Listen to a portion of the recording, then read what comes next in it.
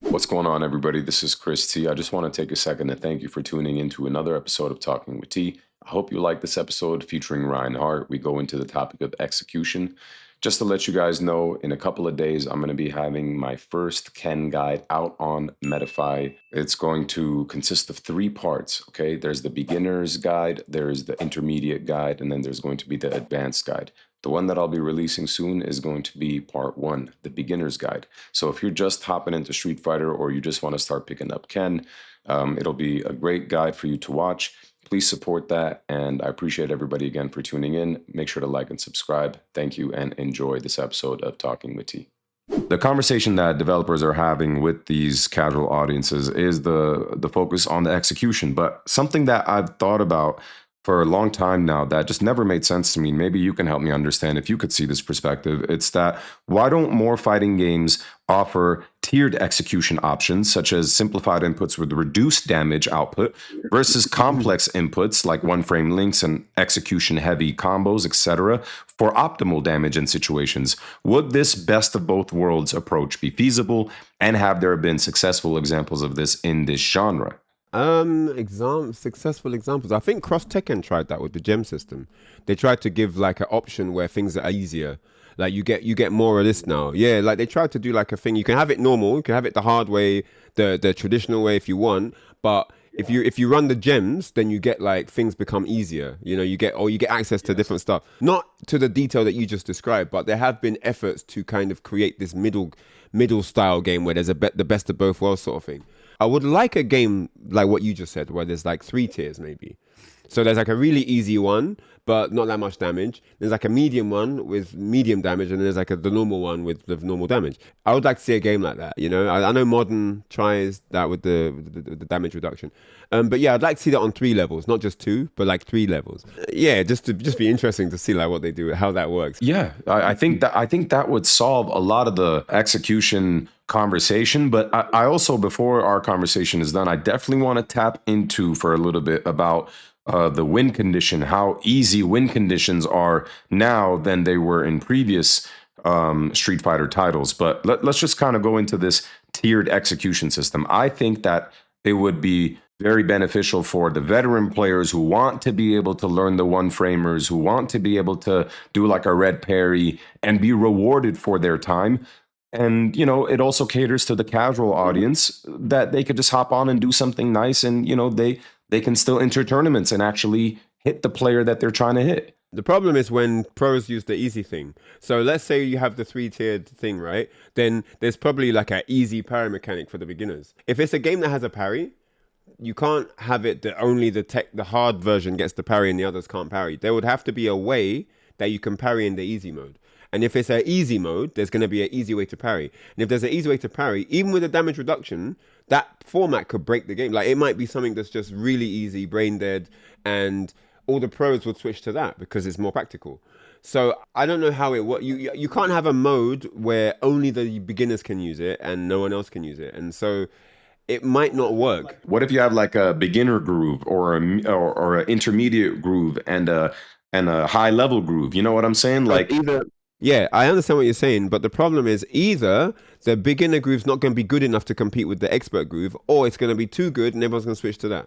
There's no way you can make it so that the beginner groove is good enough, but not too good, that everyone jumps on it. For each groove to be attractive, I think there has to be some sort of reward for each groove. So the beginner reward is that everything's easy to do. Yes, and you get to see if you get to like the game or not, if you're actually having fun playing the game, doing the things in the game. Like, why not? You know, the person in the beginner groove gets to play the game. He's able to hit like a 3-4 hit combo, and then, you know, he's winning these beginner groove tournaments. Okay, well, maybe like I actually want to invest a little bit more time into this because I'm really falling in love with this game. Let's move on to intermediate. You know, that's what I'm trying to get at here. Because he won't get to feel the fruits of his labor in the beginner groove, because he's going to always be mixed in with the middle and the expert guys, and then he's probably going to get cooked. In tournament. Yeah, in tournament. Because imagine if you have to learn the game against everybody, having just a beginner only tournament is not going to be that rewarding. You're going to get cooked for however many months before the tournament, and then you only might win that beginner tournament, right? So either you're playing in a beginner only league entirely until you get to the intermediate. It's like a rank system. Like if you had ranked and you only play the diamond players, you know, until you rank up, right? And then you move up to whatever, right? If you have a system like that, an offline system of tournaments that are only beginners, that can work. But usually that's not the case. There's not a network. There's not a Capcom Pro Tour for beginners and a Capcom Pro Tour for intermediates, and it will never be that, right? So there's not really enough publisher attention on the beginner circuit through the game. Like, how do they progress and get to intermediate? And if they make a game where there's 3 tiers, or make 3 games and one's easy, one's medium, one's really hard, then maybe they can introduce something like that. But having one game with all 3 modes always then ends up with one being better than the other to some degree, and then that's what people focus on. Because if expert is just better because the damage is too high or whatever, which all games seem to have now, then as a beginner doing less damage, you'll never compete. Even though your inputs are easy, you're doing less damage. So you're still getting cooked by the people that know more than you, are literally like more dexterously, they're better than you at executing the stuff, and they got more experience. So like that, you would never be able to compete. And that for a beginner is going to be what becomes frustrating. It will be, initially it will be like, oh, the moves are too hard. But then you get this beginner version, and then it's like, well, even though I can do everything, I can't do anything. I can't get any hits, rounds. And the way you get snowballed on games today, I don't think that's enough of a solution. Like, it would have to be like there's a beginner league and it's just these guys together, these guys and girls playing together. That's Like a it. G League, Whereas like a G League for intermediate basketball. league, Yeah. there would have to be that. That would be how you get the next wave of talent that come through and then move up to the intermediate and then advanced mode and so on. But yeah, that's what I think would have to happen. So given everything that we've talked about, what do you think the competitive pro players who really do give their lives to this, like what do we do to get the attention of the developer? What can we do? Like, how important is our voice? Because maybe I'm biased to say something like this, but I feel like our voices are extremely important because we're the ones that are displaying the highest level of the game. Like, I don't want to watch basketball if it's just, just some randoms playing. With all due respect, I want to watch the highest level of basketball. I want to watch the highest level of football. So where does our value come in outside of, obviously, we use the mental side of the game and the language more efficiently and accurately than some of the other players. We're still doing the same type of execution. But like, how do we get the attention of what are we supposed to do? Is this supposed to be a trend that just continues down this path? I mean, I just saw that this Tekken 8 update has been pissing everybody off. Even Nee tweeted today that, this is just what it is now. Like, it's just brain dead, no type of thinking. You're just going to go for one or two options. Obviously, I don't play Tekken. I don't know what exactly changed. But someone like Nee, who's a highly respected player, one of the GOATs of Tekken, saying something like that is alarming. What is this trend leading towards? And when can we find that balance again of being able to have fun and also get what we want out of the situation that separates us from the casual player who could hit these combos, or in the important moments, not just the fact that they can hit the combos, but just to show that you're clutch, to show that you're one of the best, to show that you belong in that upper echelon. I can hear that this is a topic that's definitely been bothering you for a while. Oh, absolutely. Yeah, because to me, before you continue, like, to me, go ahead. It just feels like I'm not doing anything special anymore. Like, there's nothing for me to actually lab other than maybe perfect parry timings or something, that is like Ken combos, as a Ken player, it's manually timed. Ken has one of the harder execution combos in the game than some of the other characters, maybe Chun-Li being the hardest execution, I don't know.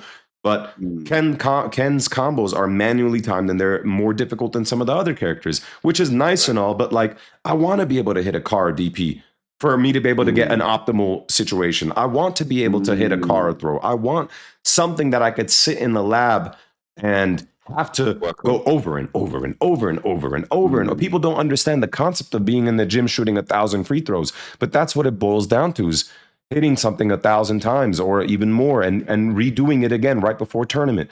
I feel like that being gone from the game has sucked the life and magic out of the game. It sucks the magic out of the game. You don't get to see Moment 37s happen like that anymore. It's the fact. The only closest thing that I've seen in recent years to Moment 37 is Mena's parry on Angry Birds Fireball in Street Fighter League US Championship. That won us why was that so godlike? Because of the context.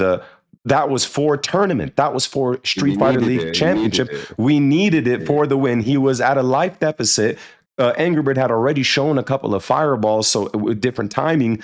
And then it's like, it was clutch. It boils down to clutch. And he did the perfect parry on the fireball. So it's like moments like that are definitely appreciative. And I'm not saying that nothing like that ever exists anymore, but just the fact that it's not prevalent in the game for me to really go in and where's the one framers or what's optimal damage and et cetera, et cetera. It's like, it just feels like the life of the game has been kind of sucked out. The magic of the game. That's on the publishers to talk. You know, if I bake you a cake and like, you know, I've got to talk up my menu, right? If I don't know, make like a really full, you know, rice and oxtail, and I want you to like this dish, I'm gonna advertise it like, yo, I've made some really nice dinner.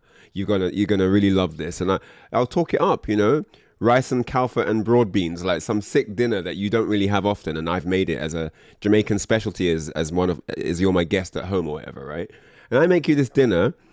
Have you ever watched like MasterChef or like Hell's Kitchen? When you make the meal, you have to describe your dish before they taste it. You've got to tell them why your product is sick. And it's the same with games. When a game comes out, there's a press release, there's a marketing campaign, you know, maybe some promo tournaments and stuff. There's advertisements everywhere that talk about what's new, fresh, and fun about the new product. So what you're talking about, where like there's skillful things and so on, all of that, why the game's fun should be advertised. And if it's not, that's not on anyone but the publishers, really.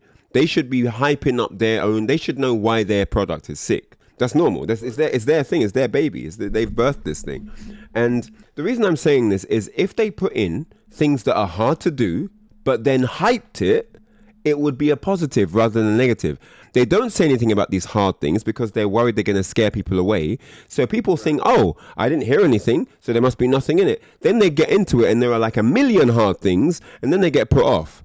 But if they had known from the beginning, from the jump, like, oh, there's all these cool things that are hard to do in it, as an advertisement, like preached. Imagine someone had said, you can deliver this kind of parry, and showed like the Daigo parry. It's really hard to do, but if you train hard enough, this is really exciting to do. You know, and that was like a thing, like, you know, you can parry all these things. You can parry Necro Super, or you can parry Kensu, you can red parry Kensu, but whatever.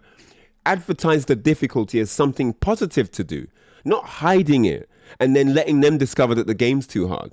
Because there's no comeback from there. Now they're put off. Now they're gone. Now they've gone back to they might have just had a break from whatever they were playing and thought, let me try a fighting game. And then they get scared off, and then they go back to FIFA or back to Call of Duty or back to whatever they were playing before. And they're gone now. That's it. Next time another fighting game comes out, they're going to be like, oh yeah, nah, these are too hard. I've tried one before. You see what I'm saying? So all right, so let's look at now, right? Now it's, okay, we heard you.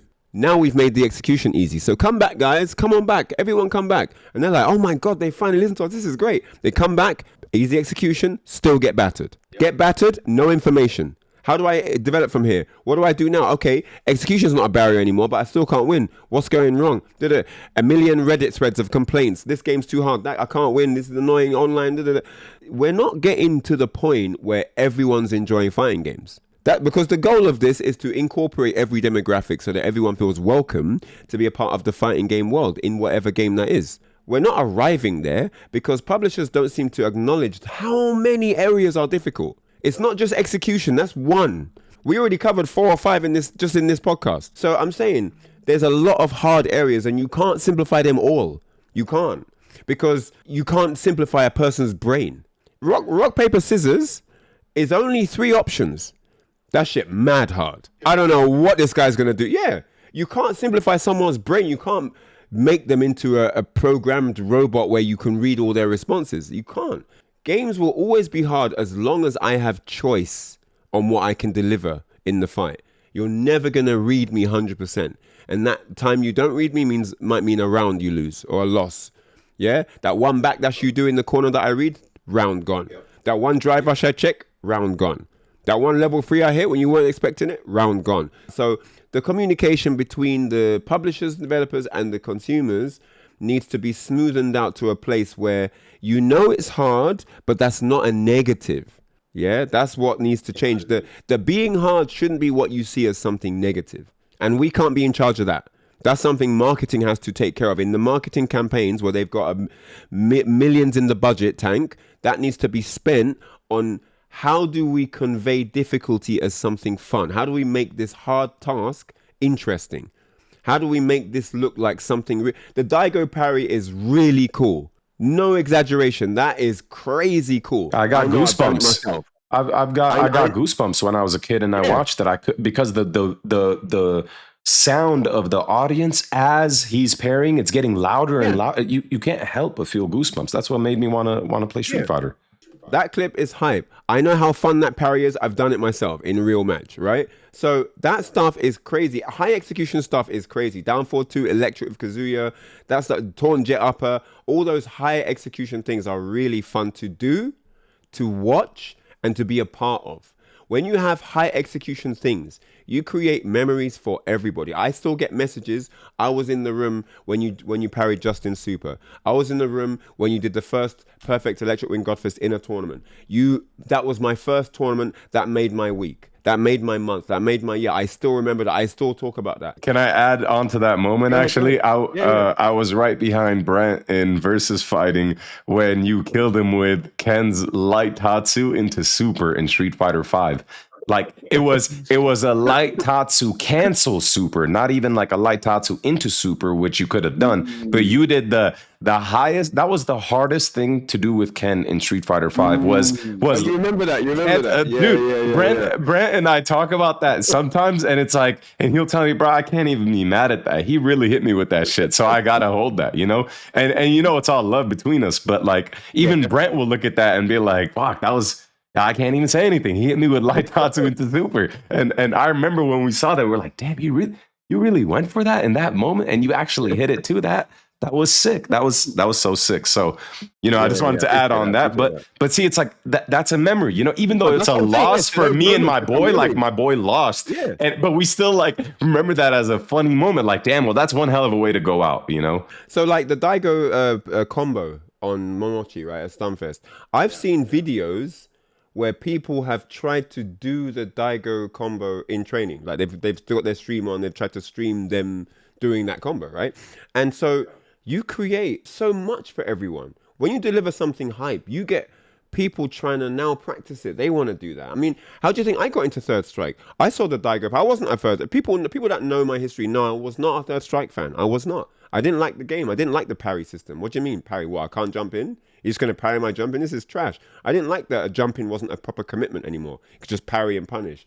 Or like, even if I've got like good footsies, you can just parry my foot and punish me. I didn't like all that. Like, this is nonsense. Yeah. But over time, I understood where the skill comes into the parry system. Same as Street Fighter 6 now. People are, perfect parry is boring. But if it wasn't for perfect parry, there'll be so many broken scenarios. So you need perfect parry to make the game, to balance the game. But people, you know, a lot of the guys, even a lot of the most successful guys now, don't understand where fighting games have come from. They haven't been in part of that area where we didn't have stuff like perfect parry. Like, they haven't seen how evil techniques got and how dry gameplay became and stuff. You know, me being a slightly older guy, I know, like, okay, I can see why this is needed. Based on how the game works, you need that to balance stuff. We create moments that last forever for other people, not even just me, not even just the person that you played against. It's something that you give back to the community. And this is when I clocked that, I started doing stuff all the time. Like, let me try and do this cool combo. Let me try and hit that. Let me try and do this cool ender. In lockdown in Spain, I found out with Ken, if you do the cross-up Tatsu medium kick in V-trigger, you can't do DP or anything. You can't even just do raw super. The only thing you can do is a light Tatsu, but only the first hit connects. So it's not even a proper combo. So then I found out, then I thought, what if I cancelled it? Cross-up Tatsu into light Tatsu super. It's the only thing you can do. And I landed it in Spain in the ranking, CBT ranking event. So creating moments that give the community something is something I love to do.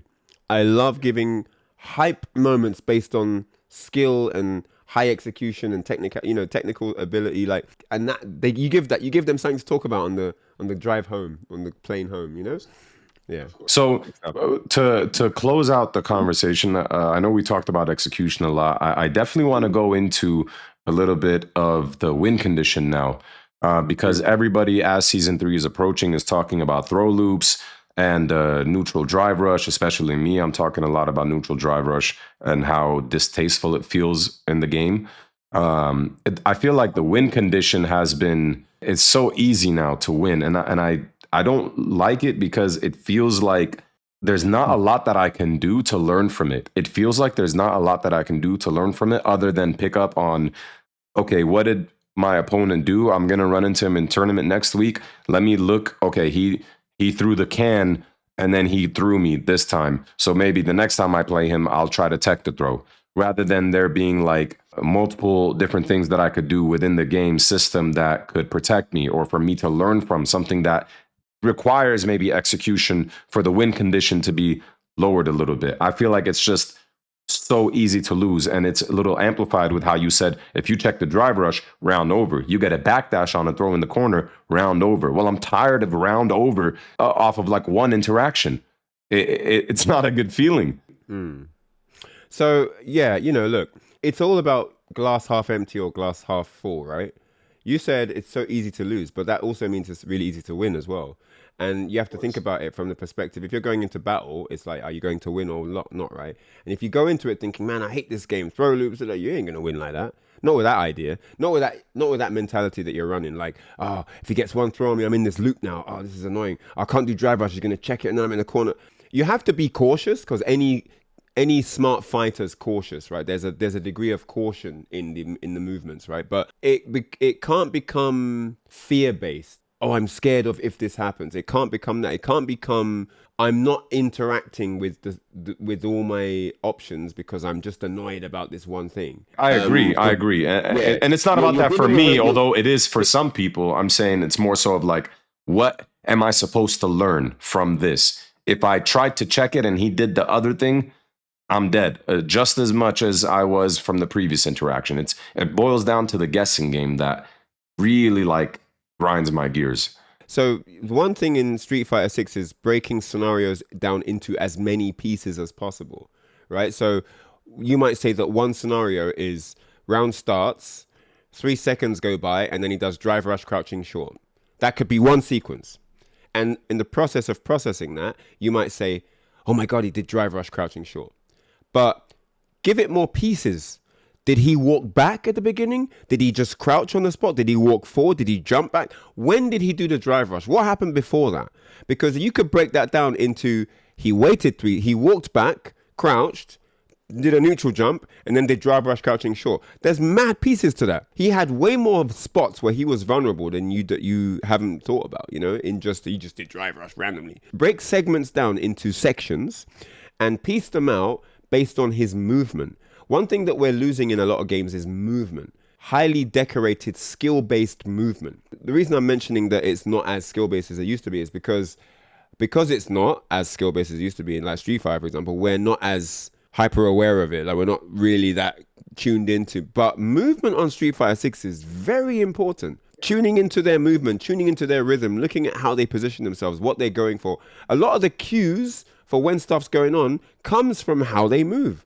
When they do certain things, what are they standing? Are they crouching? You can get a lot of reads from what they're expecting based on how they conduct their movement. So I wouldn't say it's just this and I'm dead. I would say there's more pieces that we need to learn how to unpackage. When we see things happen, it's just more about understand. It's like what I said earlier in the conversation. Guy said one thing, everyone else said something different. How do you understand your opponent, and how do you want to communicate what you understand? Because what you understand, you don't want him to know. So you want to give him enough, but not enough that he can to use that to win, right? So yeah, I think that it does come down to knowing what these little things you can unpack mean, like what you can do to beat them, how you can take advantage of the little things you notice. I completely understand, and I completely agree. For example, like one of the main things when you start to learn to throw fireballs is when you throw the fireball, pay attention to what do they do? What is their immediate response when the fireball is released, when they block, if they get hit? Do they walk back? Do they walk forward? Do they try to parry? Do they stick out a button, et cetera, et cetera? So it's like in the same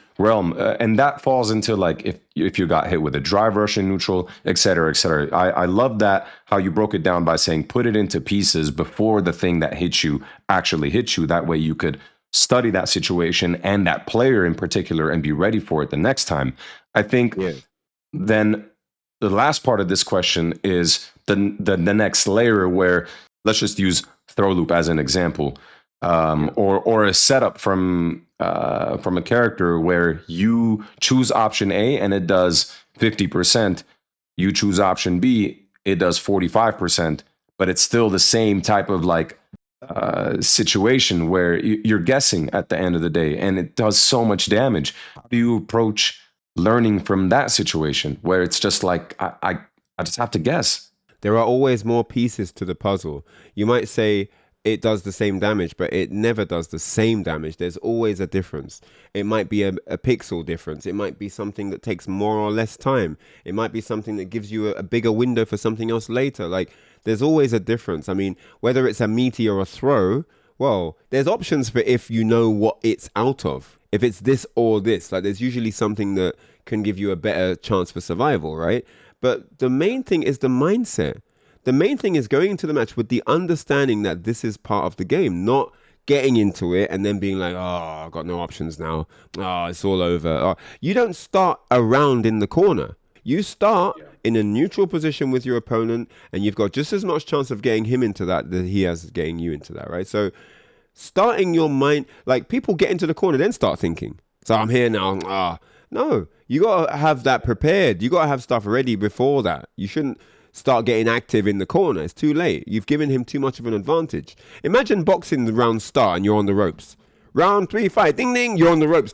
You got your both arms up. You know, double forearm guard, and you're just taking hits. That's not how a match starts. But people will take that and say that the game's just about this. Oh, I can't do anything. And I think that, yes, it is really oppressive if you're just taking throw loops in the corner. You know, it's not many throws till you're dead, right? So, but you have to recognize that there are clearly people who are delivering a quality of gameplay that puts them above the rest. And whenever there's a Capcom Cup, whenever there's an Evo, whenever there's a big tournament, a Red Bull Kumite, whatever, those will be the names that are consistently up there. Well, Red Bull Kumite, you know, it's an invite-based thing, but it's invited based on who's winning. So you won't have any random guys just being in Red Bull Kumite, right? It's the top guys. So I count even the Red Bull Kumite as invitation, I still count it as well as a representation of who's consistent. You know, just look at people like Angry Bird or Mena's previous run when he built up to winning like Red Bull Kumite, Evo Japan and stuff. You can see that there are players who have an understanding of what consistency looks like on Street Fighter 6. I'd even put Kakeru in there when it comes to like big tournaments, you know. Gamers A, you know, the World Warrior run, the performance in LCQs, Capcom, you know. So there are bits of information that people that are just stuck in getting throw loop don't have. You know, you could put it down to how you study the game. Do you choose to play lobby matches? Do you choose to play a lot of ranked? Do you watch a lot of replays? Do you watch other people's replays that play your character, or do you watch your own replays? You know, do you watch the replays of people that beat you to try and learn patterns, or do you watch people that you don't know and try and just pick up on new styles, you know? And depending on the type of player you are, there's a different format for learning. Not everyone can use the same formula and get the same results. So a lot of the time it's about understanding what you're trying to deliver, who you are, how you learn, what are the best tools for you to progress, and kind of making a package out of that you run consistently. You know, I was talking to Tokido, he said, you can't take a day off on this game. He trains 7 days. He said he trains 7 days a week, not 5 or 6. He does 7 days a week. He said he can't take no days off on this game. So if someone like Tokido is telling me that, that shows me that this game has way more than people give it credit for. There's a lot going on that people don't talk about, or that they just don't realize. Yeah, it might look simple on the surface, just getting throw loops, but how you set those things up, like you'll never see top players just getting consistently throw looped in the same set. There might be one instance of that, usually towards the end of the set, because that's when the risk is the highest. There's a reason why that tends to not really happen too often. You know, it happens at the end of the match because that's when the risk is the highest. So that's why you'll see like Kusanagi throwing Zhao Hai 6 times or whatever, or Kawano throwing Punk 4 times. You know, you'll get that at the end of a high level set because that's when the risk is the highest. If, you know, there's no more matches after this. If I lose this, I'm dead. You know, if I lose this round, it's over. So the risk is bigger there. But yeah, Focus on how you can turn the game's oppressiveness into your favor. Focus on that. Focus on how you can make that something that works for you, not against you. Because everyone talks about the throw loops, but it's not like you can't throw loop. Oh, I'm just getting throw loop to death. But you can use a character that can throw loop, and you can do that too. So I wouldn't look at it as there's this thing that's against me. It's like that's what the game is, and you can either do it or have it done to you. And if you're really about this warrior thing, like I want to be the best and all that, you should be doing everything in your power to win in the most effective way possible. And you shouldn't have space for, I want to win like this. It needs to be like that. That's not a warrior mindset. That's some fancy flamboyant nonsense. You shouldn't need a specific win condition to do your damage. If you go to war, you think you get to decide how man stabs you up or how you juke man up? No, you're there on the battlefield to do what you're there to do. How it happens is how it happens. But you might have your preference, but at the end of the day, you're there for the job and you do the job and you go home.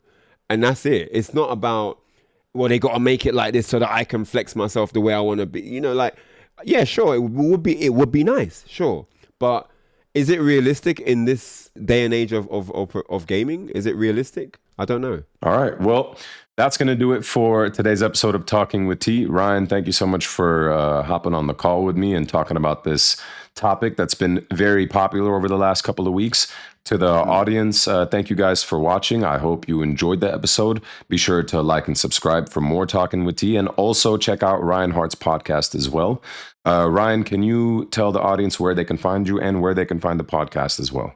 What's up, everyone? Yeah, before that, quickly, I just wanted to say, whatever happens on any game you're playing, try and keep a positive mindset. Your thoughts of creativity won't flow well if you're in a negative state. So you have to put yourself in a mindset that's ready to take in ideas, to gather positive information. Glass is half full. There's an option for you. There's times where there's a win condition for you, but because you're so hell-bent on focusing on this negative thing, you miss your chance. You're looking for one opening and you'll miss 5 others. So try to take your mind out of that mindset of, oh man, this is so oppressive. It's so frustrating. I'm just getting this. Take your mind away from there, because there's more to gain from a positive mindset that can enhance your gameplay for a longer period of time. We're talking longevity gameplay here, and even transferable to other games or other endeavors in your life. Having a positive mindset under the immense oppression can help deliver you in many situations in your life, in any different game that you play, and even in that very set that you're in at that time. So try to do that, and then you'll have a different outlook when you watch your replays, when you go into the set again with that guy or whoever you're playing, when you approach tournaments and high pressure situations. All of that will improve. So yeah, try and maintain whether you're a beginner, intermediate, or pro, always try and maintain a positive mindset. I know it's hard. I'm not saying it's easy. It is really frustrating sometimes, but hang in there, stay positive, and there will be a solution for you if you look for it. Find the solution, because there are guys out here being consistent and doing the stuff. So there's obviously answers. But yeah, stay open-minded and really put a focus on developing. Am I better today than I was yesterday? Make it an individual journey. Don't fight the software. Don't fight the people in that sense. Try and make it an individual journey. Every day a bit better. Every day a bit better. Keep it gradual and consistent, and you will generate results, I promise you. My YouTube, Ryan Hart TV, youtube.com/Ryan Hart TV. That's the link you need for my YouTube channel. And I usually post all my interviews and, Heart of the Matter episodes I put on there. Really cool stuff with Yipes and a lot of really cool personalities. And then, of course, I've got my Twitter, of course, twitter.com Ryan Joseph Hart, or X, Ryan Joseph Hart, and same for my Instagram. And I've also got a new TikTok channel as well. Only got virtual fighter videos on there for the moment, but you can also find that too. So it'll be great to have you guys on board and watch me as I travel through the world and try and deliver some cool content around the world with lots of fun personalities and games. So thank you guys for watching this, and thanks for having me on the show, Chris. Of course, brother. And I can't wait to have you on the show again in the near future, especially with season 3 coming out. So that's going to do it. Guys, again, thank you so much. God bless you. And I hope you enjoyed this episode of Talking with T. Peace.